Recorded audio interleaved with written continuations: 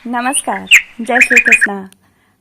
कहानी कथाएं जो होती हैं, इन्हें सुनने से मन मस्तिष्क प्रसन्न होता है, आरोग्यता प्राप्त होती है। इसलिए मैं चुन चुन के कथाएं और कहानियां आपके लिए लाती हूँ। आज एक अद्भुत कथा लाई हूँ जिसे आपने कभी सुना नहीं होगा, और उस कथा का नाम है महाराज रघु का दान।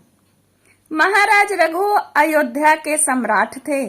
वे भगवान श्री राम के प्रपितामह यानी परदादा थे। उनके नाम से ही उनके वंश के क्षत्रिय रघुवंशी कहे जाते हैं। एक बार महाराज रघु ने एक बड़ा भारी यज्ञ किया। जब यज्ञ पूरा हो गया तब महाराज ने ब्राह्मणों तथा दीन दुखियों को अपना सब धन दान कर दिया, और इतने बड़े दानी थे कि उन्होंने अपने आभूषण, सुंदर वस्त्र और सब बर्तन तक दान कर दिए। महाराजा के पास साधारण वस्त्र ही रह गए। वे मिट्टी के बर्तनों से काम चलाने लगे।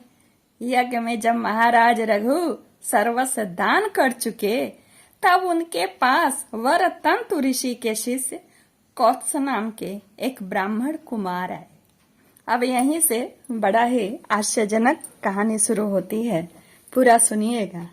महाराज ने उनको प्रणाम किया, आसन पर बैठाया और मिट्टी के गड़ुए से उनके पैर धोए। स्वागत सत्कार हो जाने पर महाराज ने पूछा, आप मेरे पास कैसे पधारे? मैं क्या सेवा करूं? कौत्स ने कहा, महाराज, मैं आया तो किसी काम से ही था, लेकिन मैं यहाँ देख रहा हूँ कि आपने तो अपना सर्वस्व दान कर दिया। मैं आप जैसे महादानी उदार पुरुष को संकोच में नहीं डालूंगा। महाराज रघु ने नम्रता से प्रार्थना की, आप अपने आने का उद्देश्य तो बता दें। कौत्स ने बताया कि उनका अध्ययन पूरा हो गया और अपने गुरुदेव के आश्रम से मैं घर जाने से पहले गुरुदेव से उन्होंने गुरु दक्षिणा मांगने की मैंने प्रार्थना की। गुरुदेव ने बड़े स्नेह से कहा, बेटा, तूने यहाँ रहकर जो मेरी सेवा की उससे मैं बहुत प्रसन्न हूँ। मेरी गुरु दक्षिणा तो हो गई, तू संकोच मत कर, प्रसन्नता से घर चला जा। मुझे गुरु दक्षिणा की जरूरत नहीं है। तू क्यों बेकार के लिए बार बार आग्रह कर रहा है?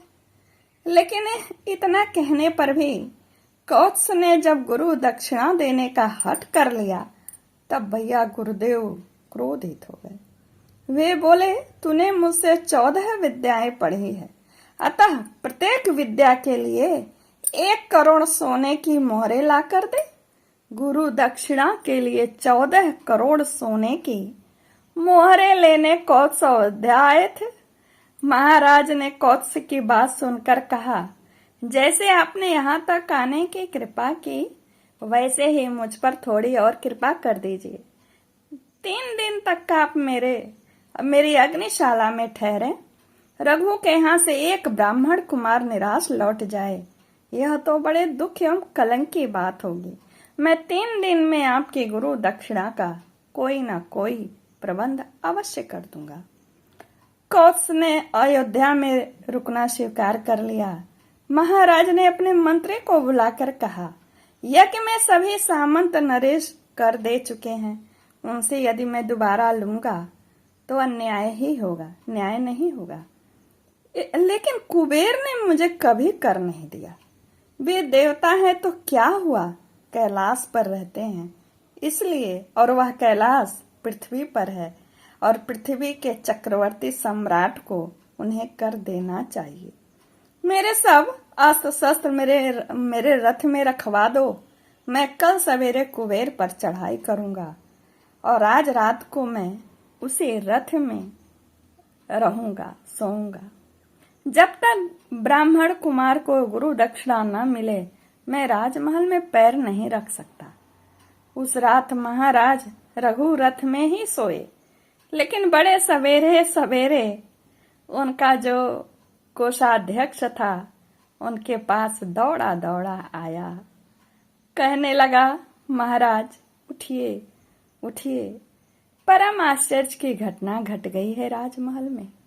राजमहल के खजाने में मैं गया तो बड़े आश्चर्य से फटी आंखों से खजाने को देखने लगा। महाराज ने कहा, कुछ बताओ तो, क्या हुआ? क्या इतना आश्चर्य खजाने में हो गया? बोला, कुछ बहुत बड़ा आश्चर्य हुआ महाराज। मेरे को उसको बताने में खुशी भी आ रही है और आश्चर्य भी हो रहा है। तो राजा रघु ने कहा, जल्दी से तो बता। तो कोषाध्यक्ष ने कहा, खजाने का घर जो है ना महाराज, वो सोने की मोहरों से ऊपर तक भरा पड़ा है। रात में ऐसा लगता है मोहरों की वर्षा हुई है। महाराज रघु समझ गए कि कुबेर जी ने ही यह मोहरों की वर्षा की है, क्योंकि वो कुबेर पर चढ़ाई करने जा रहे थे। चूंकि ये तपोनिष्ठ महाराज रघु थे, कुबेर तो हार ही जाते, उनकी जगहसाई होती। इसलिए वे लड़ाई से, युद्ध में हारने से, लड़ाई से बचने के लिए, और उचित भी था, चक्रवर्ती महाराज सम्राट को उनको कर देना ही पड़ेगा, इसलिए उन्होंने रात्रि को ही, युद्ध होने के पहले ही, महाराज रघु के खजाने को सोने की मोहरों से ऊपर तक भर दिया।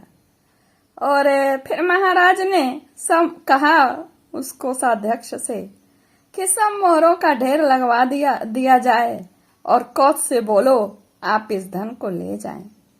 इस तरह महाराज रघु का यह दान की कथा मैंने आपको सुनाई। पसंद आई हो तो सब्सक्राइब करिएगा चैनल को, और कथा को लाइक करिएगा, शेयर कर देंगे तो 2-4 लोग और देख लेंगे। धन्यवाद प्रियजन, नमस्कार।